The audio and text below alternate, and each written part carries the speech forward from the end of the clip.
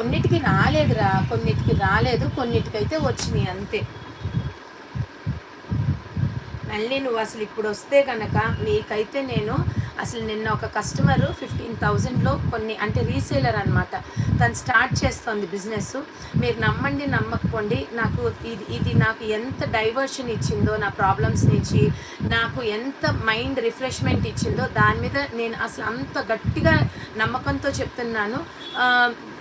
ఏంటి అంటే ఒట్టు చెప్తే అది మళ్ళీ తప్పు అవుతుంది.